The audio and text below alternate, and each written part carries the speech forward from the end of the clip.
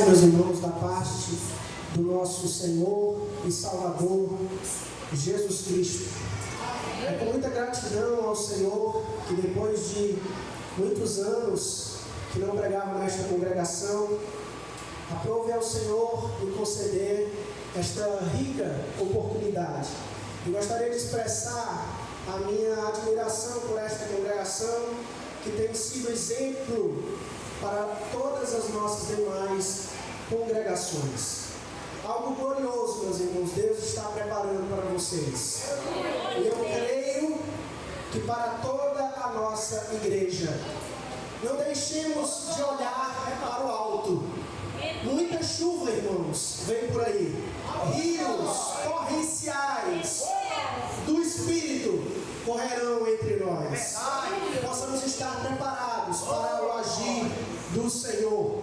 Davi, no Salmo de número 36, no versículo de número 8, ele disse assim: eles se fartarão da gordura da tua casa e os farão beber da corrente das tuas delícias. Isaías disse: porque derramarei água sobre o sedento e rios sobre a terra seca.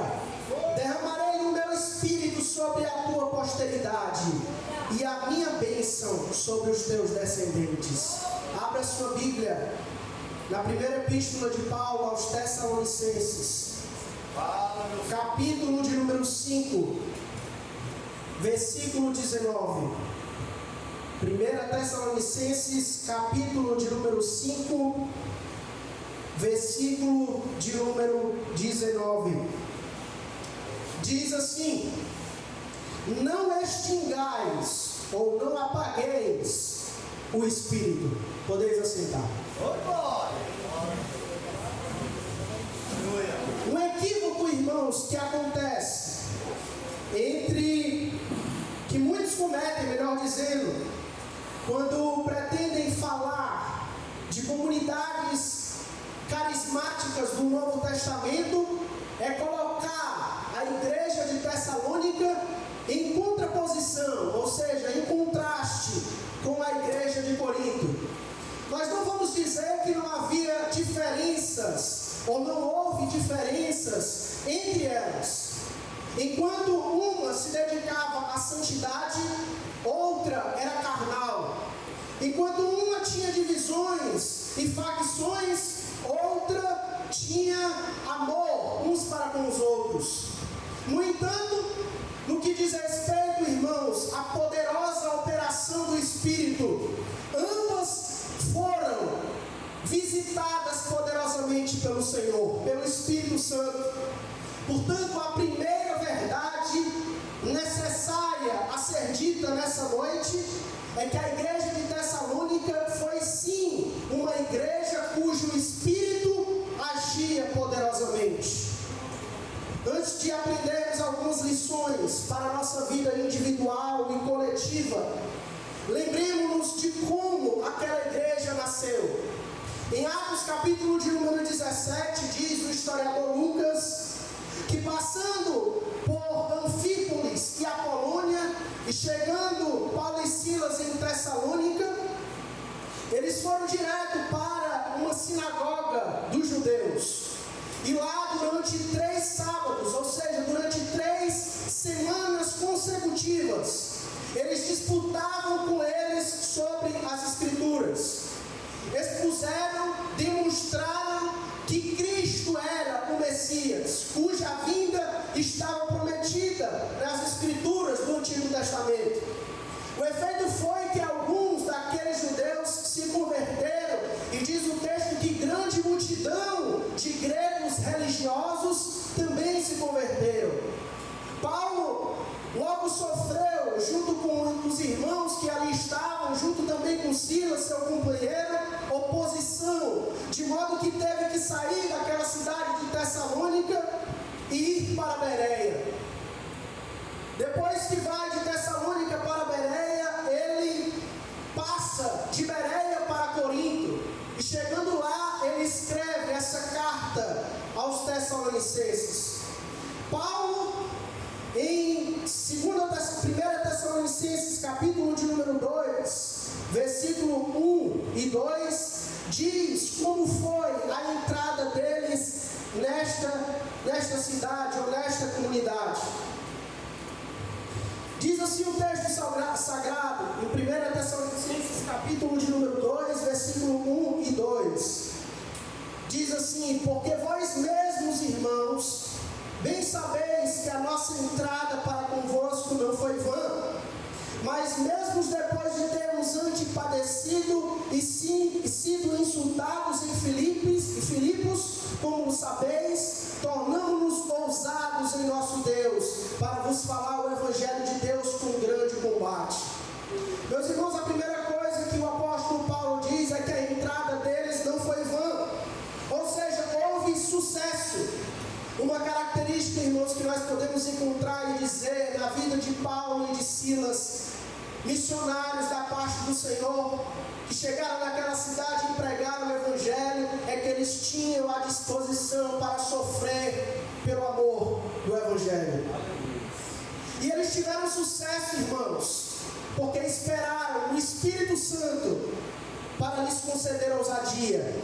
É por isso que diz no versículo 2: mas mesmo depois de termos antepadecido e sido insultados em Filipe, como bem sabeis, tornamos-nos ousados em nosso Deus, para vos falar o Evangelho de Deus com grande combate.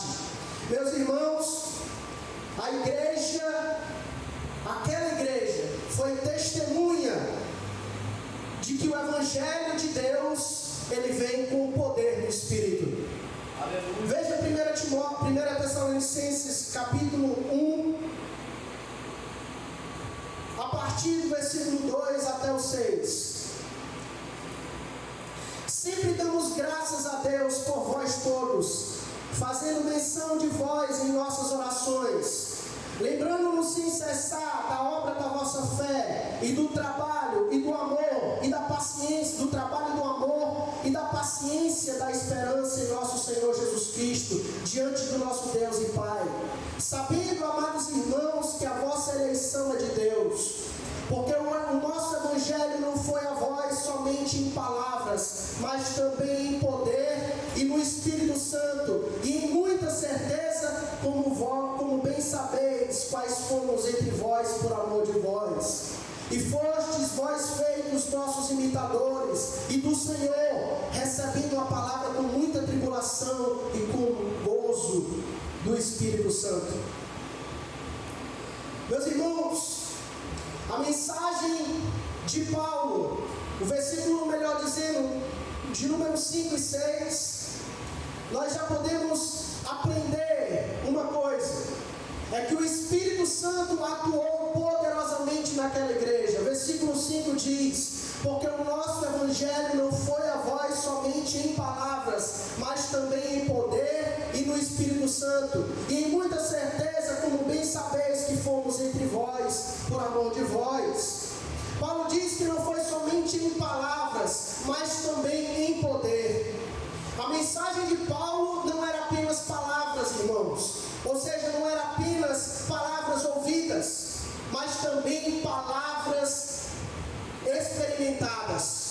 Eles experimentaram o que Paulo estava dizendo. As suas palavras foram não apenas ouvidas, mas experimentadas.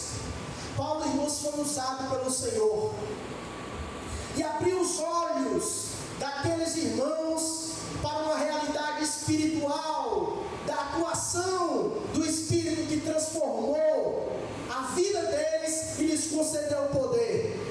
Quando Paulo, irmãos, fala em poder, no versículo de número 5, essa palavra no grego é dínamos, que significa dinamite. De onde vem a palavra dinamite, melhor dizendo? Paulo, irmãos, teve sucesso, sabe por quê? Porque foi o Espírito Santo que explodiu nos corações e trouxe ali manifestações espirituais, curas, milagres naquela cidade. Essa palavra poder, no original, irmãos, ela, quando é citada, muitas vezes se refere a curas e milagres. E eu creio que nesse versículo de número 5, quer também dizer que foi ali que eles foram batizados no Espírito Santo. Note, o texto fala, irmãos, no versículo 6, de alegria, gozo do Espírito Santo. Versículo 6: e foste vós feitos nossos imitadores e do Senhor, recebendo a palavra em muita tribulação, com gozo do Espírito Santo. Essa alegria, irmãos, veio da plenitude, da experiência que eles haviam tido ali naquele lugar, mesmo diante de muitas tribulações. Eu quero que você lembre de Romanos, capítulo de número 15, que diz: o reino de Deus não é comida nem bebida, ou seja, um banquete terreno, mas justiça, paz e alegria do Espírito Santo. Meus irmãos, se está difícil a vida cristã, se está com luta, se está com dificuldade, meu irmão, não se desanime. O Espírito Santo vai te dar alegria na tribulação. Aleluia. Lembro-me também, irmãos, de Atos capítulo 13, versículo 52. Diz o texto: os discípulos estavam cheios de alegria e do Espírito Santo. O contexto ali era de tribulação, era de luta, era dificuldade, mas ali diz o texto, eles estavam cheios de alegria e do Espírito Santo. Aleluia! Voltando ao texto que lemos, no versículo de número 6, versículo de número 5: porque o nosso evangelho não foi a vós somente em palavras, mas também em poder, e no Espírito Santo em muita certeza. Meus irmãos, houve ali plena convicção. E quando Paulo diz isso, ele não quer dizer apenas convicção dele próprio e de Silas, que estavam pregando o evangelho. Ele está se referindo também à convicção que vem pelo Espírito Santo agindo nos corações. Meus irmãos, quando o Espírito age, há milagres, há curas, há manifestações do Espírito, isso confirma o Evangelho nos corações. Isso mostra, irmãos, que o Evangelho não é apenas palavras, mas poder, poder que transforma e poder que faz as pessoas conhecerem um Deus vivo e verdadeiro. Veja 1 Tessalonicenses 1, versículo de número 9: porque eles mesmos anunciam de nós qual a entrada que tivemos para convosco, e como dos ídolos vos convertestes a Deus, note, para servir o Deus vivo e verdadeiro. A servir o Deus vivo e verdadeiro. A mensagem, meus irmãos, trouxe convicção. Aquela igreja, irmãos, se tornou-se modelo para as demais. 1 Tessalonicenses capítulo 1, versículo de número 6 e 7: e vós fostes nossos imitadores do Senhor, recebendo a palavra em muita tribulação, com gozo do Espírito, de maneira que fostes exemplo para todos os fiéis da Macedônia e Acaia. Porque por vós soou a palavra do Senhor, não somente na Macedônia e Acaia, mas também em todos os lugares. A vossa fé para com Deus se espalhou, de tal maneira que já dela não temos necessidade de falar coisa alguma. Meus irmãos, aquela igreja se tornou imitadora de Paulo e do Senhor. Receberam a palavra de forma como é para ser recebida. E receberam ela não sem ausência de perseguição, pelo contrário, com muita perseguição. Eles receberam a palavra e a fé deles, irmãos, se tornou conhecida entre todas as igrejas da Macedônia e Acaia. E eu quero que você se lembre de uma coisa: Acaia era uma localidade onde estava a comunidade de Corinto.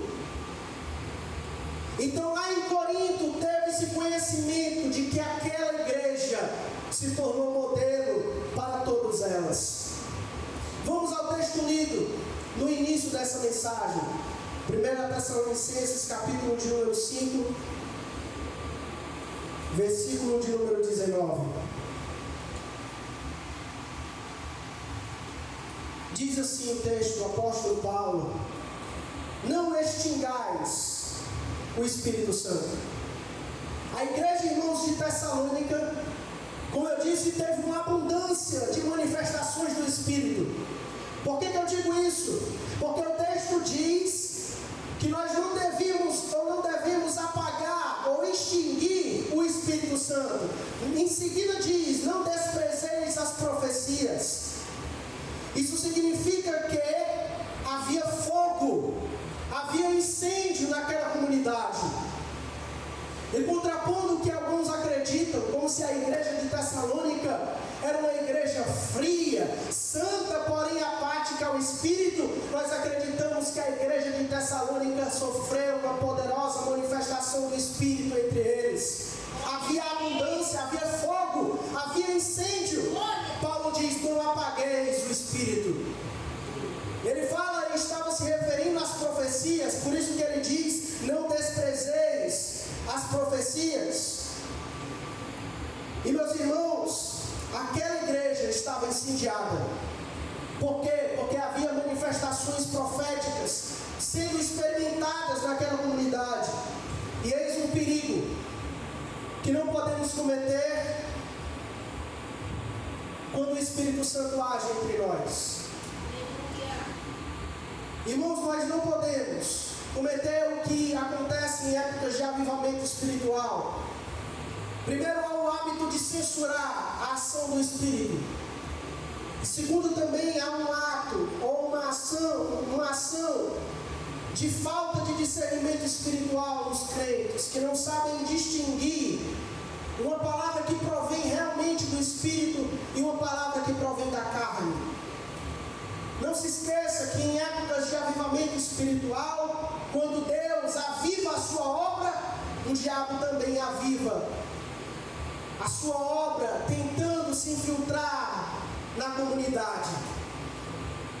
Quando Paulo diz para não apagarmos o Espírito, ele não está dizendo que nós podemos extinguir a pessoa do Espírito. Porque como sendo pessoa, a terceira pessoa da Trindade, ele não pode ser apagado. Ele não pode deixar de ser quem é. Mas a linguagem de Paulo aqui é metafórica. Ele se refere às atitudes, às ações, ou seja, as manifestações do Espírito.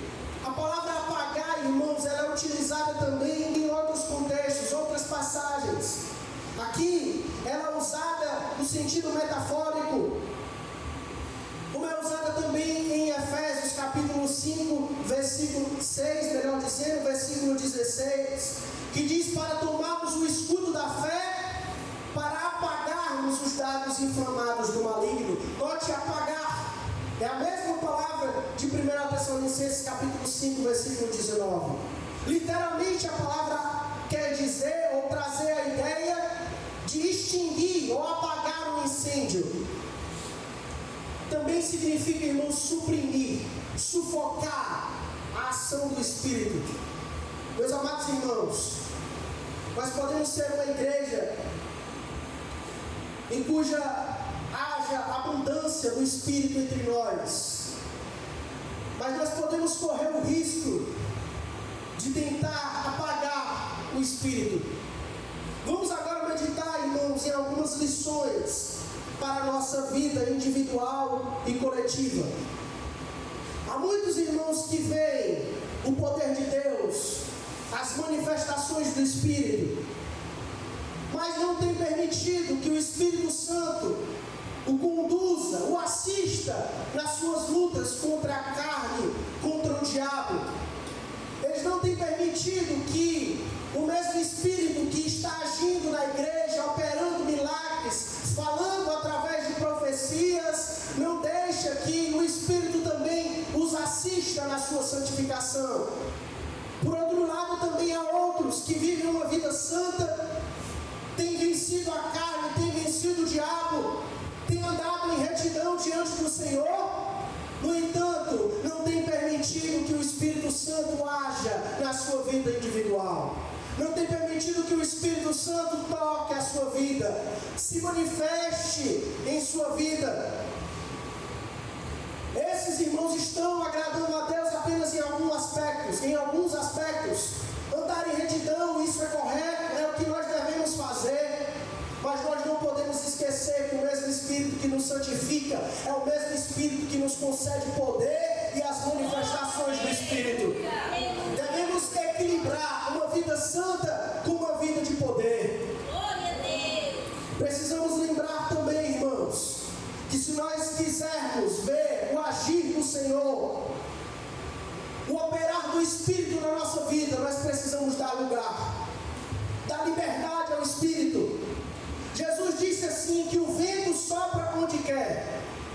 Interessante que a palavra vento no original é pneuma, de onde vem a palavra Espírito. O Espírito sopra onde quer. Isso demonstra que o Espírito Santo é soberano. Ele age conforme Ele quer. Ele pode inclusive terminar essa mensagem agora e romper no coração dos irmãos e essa mensagem concluísse. Mas pelo contrário, o Espírito continuar falando através da vida dos irmãos em profecias e milagres, ou algo da parte do Senhor que Ele pode falar e fazer. Mas não podemos, irmãos, limitar a ação do Espírito Santo. Aliás, se dermos liberdade, o Espírito pode vir a qualquer momento sobre nós. Precisamos, irmãos, também nos submeter. E é necessário para isso quebrantamento. Quando o eu está vivo, quando não há lugar para o Espírito Santo atuar, a pessoa está apática em relação à vida espiritual, apática em relação às coisas de Deus. Por quê? Porque está no lugar um desejo, uma ambição para fazer as suas coisas pessoais. No entanto, não está o desejo de fazer a obra do Senhor ou glorificar o Senhor. O Espírito nessa vida, irmãos, que o eu está ativo, fica sufocado, fica suprimido. E é preciso que haja liberação do Espírito, como disse o irmão Atmani. É preciso que quebre a casca e a vida que está dentro de você saia. É preciso que não haja mais nada em nós pela qual nós podemos nos apegar. Antes, tão somente confiemos no que o Senhor pode falar e fazer através das nossas vidas. Um espírito vazio, para que deixe o Senhor operar e encher. O quebrantamento, irmãos, nos coloca na posição para sermos usados diante do Senhor. Um espírito quebrantado, diz a Escritura, o Senhor não despreza. Meus amados irmãos, há uma necessidade urgente de quebrantamento. Mas eu não me atemorizo, porque onde o Espírito do Senhor age, onde o Espírito do Senhor opera, os corações duros são quebrantados. Deus tem falado, irmãos, com esta igreja de forma geral, nos cultos de quinta-feira. Deus tem demonstrado que tem muitas coisas para vir, operar do Senhor, mas tem gente que está ouvindo ainda, como se estivesse algo longe. Está bem pertinho, irmãos. Está bem pertinho. Basta olhar para o alto, basta ver que tem nuvens se formando. Nós podemos ver, como disse, achar, melhor dizendo, como disse o pastor Glauco, que essa nuvem está bem pequenininha, como se fosse uma mão. Mas não tema, porque virá chuvas torrenciais da parte do Senhor. Mas se você quiser ser usado nesse avivamento espiritual que vem, você precisa ser quebrantado. Você precisa deixar que o Espírito Santo quebrante o seu coração. Não extingais o Espírito, não sufoque o Espírito que está dentro de você. Ele tem que sair, ele tem que se manifestar. Deus dá graça, irmãos, aos humildes. Como eu disse, santidade e poder são verdades necessárias que precisam caminhar juntas. O Dr. Martin Lloyd-Jones, pregador da Capela de Westminster, um homem grandemente usado por Deus, ele disse que em épocas de avivamento há muitas verdades essenciais que precisam ser relembradas. E essa é uma dessas verdades que precisam ser lembradas. Quebrantamento. Aliás, irmãos, sobre santidade e poder, no livro de Eclesiastes, capítulo 9, versículo 8, diz que esteja sempre alvas as tuas vestes, santidade, e que nunca falte óleo sobre a tua cabeça, unção. Que haja as tuas vestes, a tua vida individual seja santa, esteja santificada pelo Senhor e que nunca falte um óleo, a unção sobre a tua cabeça. Não podemos apagar, irmãos, o Espírito, e não podemos apagar nada que o Espírito faça. Com essa ordem é que Paulo nos ensina que apagar o Espírito está falando de uma atitude que não devemos tomar em relação ao Espírito. E também está falando da nossa receptividade às ações do Espírito, ao seu agir na nossa vida. A atitude para com o Espírito e a receptividade. Alguém já disse, irmãos, que não extinguir o Espírito Santo se aplica a todas as obras do Espírito Santo. Eu queria lembrá-los que é o Espírito Santo que nos traz alegria. É o Espírito Santo que fala através da palavra. E é o Espírito Santo que se manifesta através de qualquer um dos dons. Quando nós estamos tentando apagar o Espírito ou suprimir o Espírito, nós não deixemos que o Espírito esteja nos trazendo alegria, ou falando através da palavra, ou se manifestando através dos seus dons. Aliás, a nossa adoração, irmãos, deve dar lugar ao Espírito Santo, ao operar do Espírito.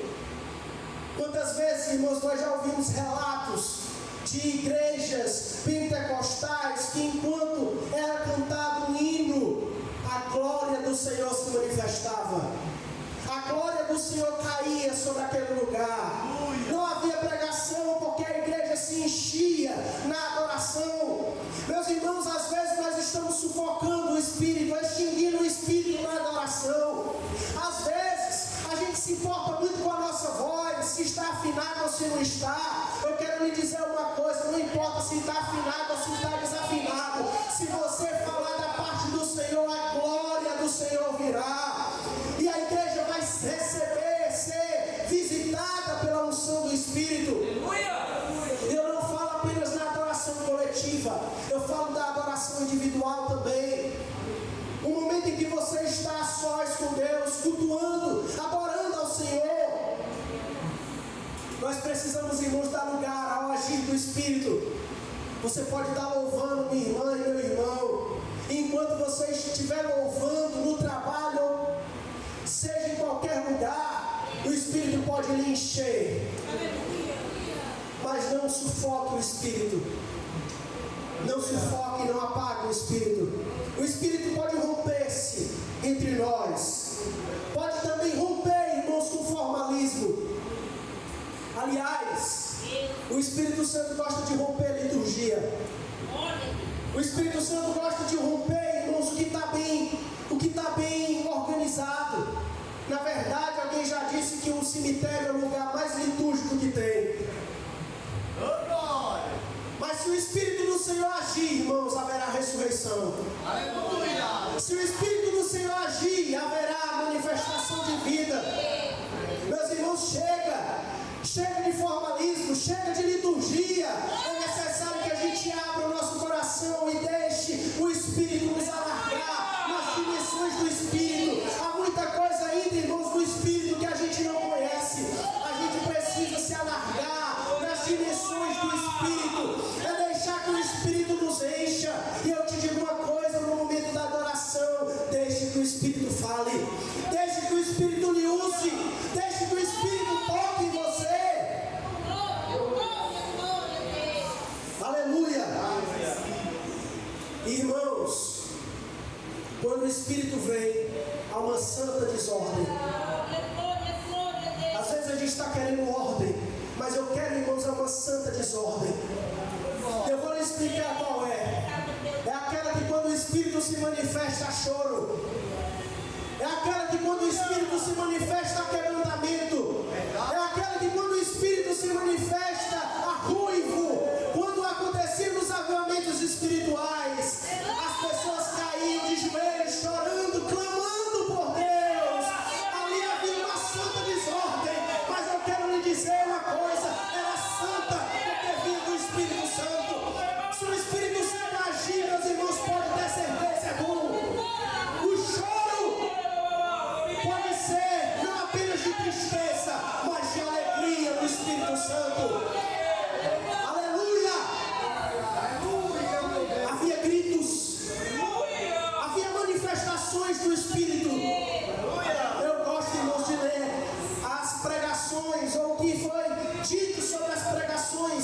George Whitefield. Quando aquele homem pregava, irmãos, a voz dele era ouvida por multidões, mas de repente, uma voz de choro e de lamento surgia entre eles. E aquilo ia se alastrando, note, é como fogo, porque o Espírito está trazendo uma santa desordem. Ali rompia o agir do Espírito e trazia quebrantamento nos corações. Aleluia. Agora eu gostaria de falar algumas coisas que nós estamos sujeitos a fazer e que pode apagar o Espírito Santo, que pode extinguir o Espírito Santo. Nós apagamos o Espírito, irmãos, quando nós confiamos demais nos recursos para realizar a obra do Senhor, que não seja o próprio Espírito, que não seja o Espírito Santo como aquele que está nos capacitando para fazermos a obra. E obra aqui eu me refiro a tudo aquilo que está sendo realizado na nossa igreja. Às vezes nós nos acomodamos na rotina, sempre pregar, sempre dar aula, sempre fazer aquilo outro. E às vezes a gente deixa essa ação ser feita apenas na força do nosso braço ou da nossa diligência. Eu quero lhe dizer uma coisa: não apague o Espírito. Não confie apenas nos seus recursos. Confie no Espírito do Senhor. Confie no Espírito Santo para lhe dar direção.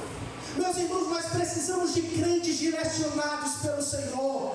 Nós precisamos de crentes como Felipe, que estava no auge de um avivamento espiritual e foi levado pelo Espírito para o deserto para evangelizar uma pessoa, irmãos. Uma pessoa.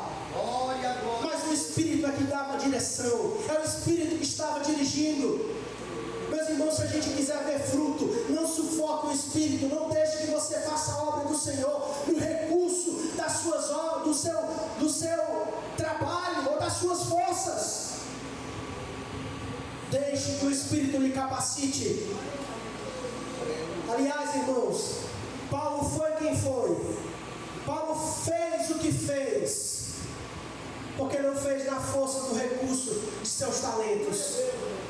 Paulo, irmãos, era alguém capacitado, era alguém que conhecia a Bíblia do Antigo Testamento e foi órgão da revelação do Novo. Foi aquele que mais escreveu cartas e livros do Novo Testamento. Foi aquele que teve a revelação dos mistérios de Cristo.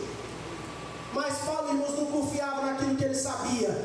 Paulo confiava na direção do Espírito. Foi Paulo que disse em Colossenses capítulo 1, versículo 19: e para isto também trabalho. Colossenses 1, 29. Note, se afadigo, trabalho arduamente, combatendo, ou seja, lutando esforçadamente. Note, segundo a sua eficácia, que opera em mim poderosamente. Paulo diz, irmãos, que estava trabalhando arduamente. Estava fazendo a obra com zelo, com dedicação. Era árduo, era fadiga. Ele estava combatendo, ou seja, lutando esforçadamente. Irmão, se havia desejo em uma pessoa de fazer a obra de Deus e se dedicar pela obra, este é o apóstolo Paulo. Mas note o que ele diz: segundo, aleluia, segundo a sua eficácia, ou seja, o poder do Espírito, que opera em mim poderosamente. Opera em mim poderosamente. Nós apagamos o Espírito, irmãos, sempre que nós suprimimos, ou seja, sufocamos o Espírito Santo em legalismos, em liturgias, e evitando que a obra do Espírito se manifeste na igreja. Às vezes a gente sufoca o Espírito, não deixando que ele se manifeste na comunidade, na vida dos irmãos. Aliás, 1 Coríntios 12, 7 diz: a manifestação do Espírito é dada a cada um para o que for útil. Note, Paulo chama os dons espirituais no contexto de 1 Coríntios 12 de manifestação do Espírito. Nós não podemos apagar, irmãos, o desejo do Espírito de manifestar os seus dons. Aliás, a palavra também, manifestar, significa, irmãos, que o Espírito, ele se torna conhecido, ele se torna visível, através dos dons espirituais. Quantas vezes, irmãos, nós estamos sufocando o Espírito, não deixando ou não permitindo que o Espírito Santo age nos seus dons entre nós? Às vezes é uma palavra de crítica, às vezes é uma palavra de desânimo, que impede que um irmão ou irmã se mova no Espírito para manifestar, assim, conforme a vontade do Espírito, os dons espirituais.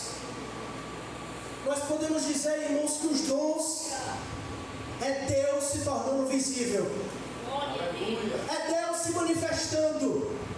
E quão glorioso, irmãos, é ver uma comunidade onde o Espírito está se manifestando, onde Deus está se manifestando, está se tornando visível. Eu queria lhes lembrar uma coisa. 1 Coríntios capítulo de número 14. Isso é o que acontece quando há profecia. 1 Coríntios 14, versículos 22 ao 24. 1 Coríntios 14, versículo 23 e 24, melhor dizendo: mas se toda a igreja se congregar num lugar, e todos falarem em línguas, e entrarem em loucos ou infiéis, não dirão porventura que estáis loucos? Versículo 24: mas se todos profetizarem, e algum intolto ou infiel entrar, de todos é convencido, e de todos é julgado. Versículo 25, eu quero que você note nele: e portanto os segredos do seu coração ficam manifestos, e assim lançando sobre o seu rosto, adorará a Deus, publicando que Deus está verdadeiramente entre vós. Aleluia! Quando há profecia, irmãos, abundante na comunidade, o incrédulo está aqui, ele vai ser julgado, porque o Espírito vai falar no seu coração: olha, eu estou agindo entre esse povo, eu estou entre eles, você não faz parte dessa comunidade, se arrependa, creia. E ali, irmãos, aquela pessoa vai adorar a Deus, manifestando, publicando o que havia no seu coração. Como nós precisamos, irmãos, das profecias, a profecia na comunidade. E às vezes ela acontece e você não está no Espírito para ouvir. Às vezes ela pode já ter saído desta congregação, você ouviu, você foi edificado. Às vezes é uma palavra de consolo, de exortação, de edificação. Mas o que importa, irmãos, é que você precisa ouvir, discernir o que o Espírito está se manifestando, está agindo. Nós apagamos o Espírito, irmãos, sempre que nós criamos uma estrutura inviolável para o agir do Senhor. Nós cremos, irmãos, que o Espírito pode agir na hora que quer e como quer. Nós não vamos criar e nem os irmãos que fazem parte da liderança desta congregação ou de todas as nossas demais congregações vão querer fazer construir ou fazer com que aquela congregação seja uma atmosfera inviolável, que o Espírito não possa entrar. Esse é o erro dos nossos irmãos cessacionistas, que aliás, como dizem alguns próprios calvinistas, estão numa heresia, que é limitar o Espírito. Irmãos, a comunidade é um lugar propício para que o Espírito entre, para que o Espírito haja.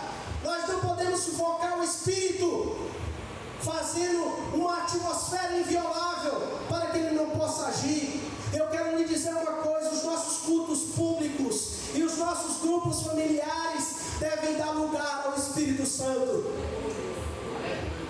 Devem dar lugar ao Espírito, porque é aquele lugar, irmãos.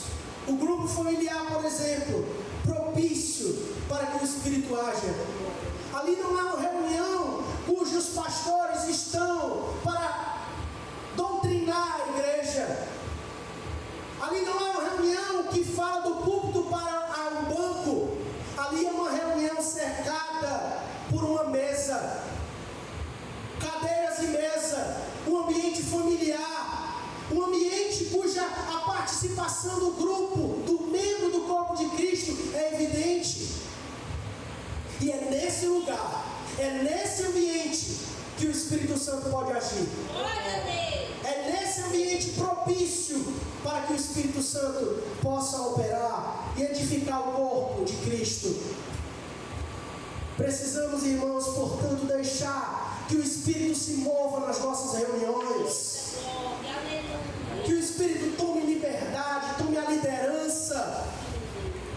Efésios capítulo de número 5, versículo 19 diz, versículo 18: e não vos embriagueis com vinho em que há dissolução, mas enchei-vos do Espírito. Agora olhe como é para ser um grupo familiar, falando entre vós em salmos e hinos e cânticos espirituais, cantando e salmodiando ao Senhor no vosso coração. Aleluia! É para enchermos do Espírito Santo, irmãos, falando entre nós com salmos, hinos e cânticos espirituais. Colossenses capítulo de número 3, versículo de número 16 diz: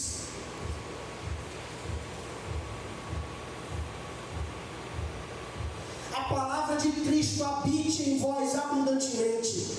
Grupo familiar para ter doutrina também, irmãos, é manifestação também da palavra.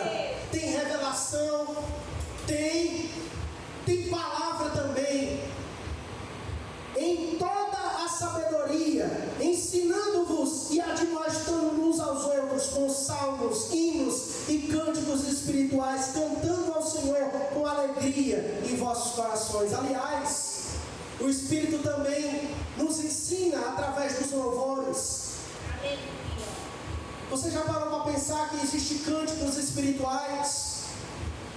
Que existe uma atmosfera na adoração que nós precisamos vivenciar nos nossos grupos familiares? Salmos, hinos e cânticos espirituais. Glória a Deus. Há também, irmãos, um recurso de adoração maravilhoso: é o cantar em línguas. Aleluia. Aleluia! É quando aquela pessoa, irmãos, o irmão é tomado por um espírito de adoração e começa a cantar, salmodiar ao Senhor em línguas. Glória a Deus, quando há, junto com essas línguas, uma interpretação, porque aí a obra é completa. Aí o crente se edifica e a igreja é edificada. Glória a Deus. Aleluia. Que possamos, irmãos, dar lugar para o Espírito agir dessa forma. Precisamos de uma adoração vivificada pelo Espírito. E quando o Espírito age, irmãos, o louvor é vivificado. A adoração é vivificada. Em épocas de avivamento, irmãos, sempre nasce um novinário. Porque o povo se torna adorador. O povo se torna adorador em espírito e em verdade. Note, em espírito e em verdade. Em espírito porque Deus é espírito. E em verdade, de acordo com a palavra. Nós precisamos de uma adoração vivificada. Os louvores são movidos pelo Espírito. Glória a Deus. Nós não apagamos o Espírito, irmãos, quando nós não permitimos que o Espírito intensifique a nossa percepção do amor de Deus por nós. E eu quero me dirigir nesse momento aos irmãos que padecem por problemas emocionais. Será que você está sufocando o Espírito? Deus te ama, meu irmão, minha irmã. Deus revelou o seu amor em Cristo Jesus. Deus tem um grande amor por sua vida e não vai te deixar e te desamparar em nenhum momento. Mas às vezes você está sufocando o Espírito, não está deixando que o Espírito torne o amor de Deus por você vivo nas suas afeições. É por isso que tem crente, irmãos, que tem alto e baixo. É alto e baixo, irmãos, está nas suas emoções. Uma hora está de um jeito, outra hora está de outro. Às vezes é acometido por dúvidas. Será que Deus me ama? Será que Deus me quer? Será que Deus vai fazer algo na minha vida? Eu quero te dizer uma coisa, se você der lugar ao Espírito, o Espírito como fogo, agindo no seu coração, ele vai, irmãos, intensificar o amor que ele tem por você na sua vida. Aleluia! Aliás, irmãos, um texto que demonstra a divindade do Espírito é 2 Tessalonicenses.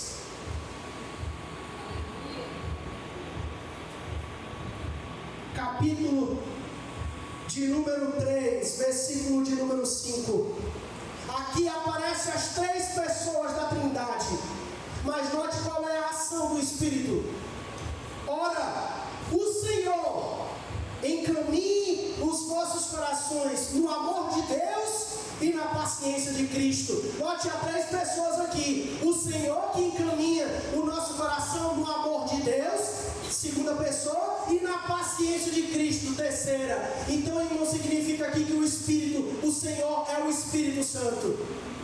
É o Espírito Santo que nos encaminha em direção ao amor de Deus e à paciência, à perseverança de Cristo. Aleluia! O Espírito, irmãos, age. Ele intensifica o sentimento de amor de Deus no nosso coração. Veja aí Efésios capítulo de número 6, versículo 16. O que você deve fazer? Tomando sobretudo o escudo da fé, com a qual podereis apagar todos os dardos inflamados do maligno. Levante, irmãos, o escudo da fé. Deixe que esse escudo apague os dardos inflamados do maligno. Veja também Efésios capítulo de número 3, a partir do versículo 14. Por causa disto, me ponho de joelhos perante o Pai de nosso Senhor Jesus Cristo, do qual toda a família nos céus e na terra toma o nome, para que, segundo as riquezas da glória, vos conceda que sejais fortalecidos com poder pelo seu Espírito no homem interior, para que Cristo habite pela fé nos vossos corações, a fim de, estando enraizados e fundados em amor, poderdes perfeitamente compreender com todos os santos qual seja a largura e o comprimento e a altura e a profundidade, e conhecer o amor de Cristo que excede todo entendimento, para que sejais cheios de toda a plenitude de Deus. Ora, aquele que é poderoso para fazer tudo muito mais abundante, além daquilo que pedimos ou pensamos, segundo o poder que em nós opera. Meus amados irmãos, as riquezas da glória estão disponíveis para você. E o Espírito quer agir em você para que você compreenda o amor de Cristo que excede todo entendimento. Portanto, não sufoque o Espírito. Não deixe o Espírito se apagar. Ou não apague o Espírito na sua vida. Nós apagamos o Espírito, irmãos, na nossa vida individual e coletiva,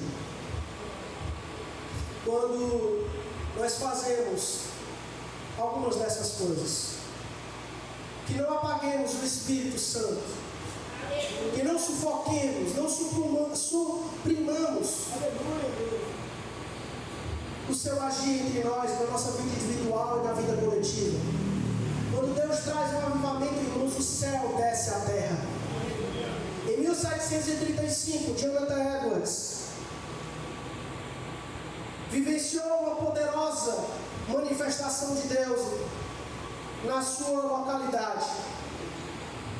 E ele testemunhou o que é que aconteceu naquela cidade quando o Espírito moveu a sua mão poderosa e agiu. Diz assim o seu testemunho sobre o avivamento naquela localidade. Em 1735, a obra prontamente operou uma gloriosa alteração na cidade, de forma que na primavera e verão que se seguiram, ela parecia, refiro-me à cidade, estar cheia da presença de Deus. Nunca tinha sido tão cheia de amor, cheia de alegria, e ao mesmo tempo tão cheia de aflição como então. Houve admiráveis indicações da presença de Deus em quase toda a casa. Foi um tempo de alegria para famílias, como resultado da salvação ter chegado a elas. Pais regozijando-se pelo novo nascimento de seus filhos. Maridos a respeito das esposas e esposas a respeito dos maridos. As obras de Deus foram vistas em seu santuário. O dia de Deus, o domingo, era um deleite e os seus tabernáculos amáveis. Nossas assembleias públicas eram maravilhosas. A congregação estava ativa no serviço de Deus. Todos concentrados intensamente na adoração pública. Cada ouvinte estava ansioso por perder as palavras do ministro à medida que saíam da sua boca. A assembleia em geral, de tempos em tempos, se dissolvia em lágrimas enquanto a palavra era pregada. Alguns choravam de aflição e pesar, outros de alegria e amor, outros com compaixão e preocupação pelas almas de seus semelhantes. Esse, irmãos, é um esboço de um avivamento. Isso acontece quando nós não extinguimos o Espírito Santo e deixamos ele agir. Vamos ficar de pé nesse momento. Glória a Deus.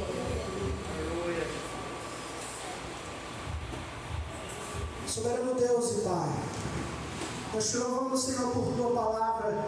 Aleluia. Te louvamos porque o teu Espírito age entre nós. E nós te pedimos, ó Pai, que nesse instante a palavra do Senhor venha ao nosso coração cada vez mais, meu Deus, intensificando aquilo que o Senhor quer fazer nas nossas vidas. E cada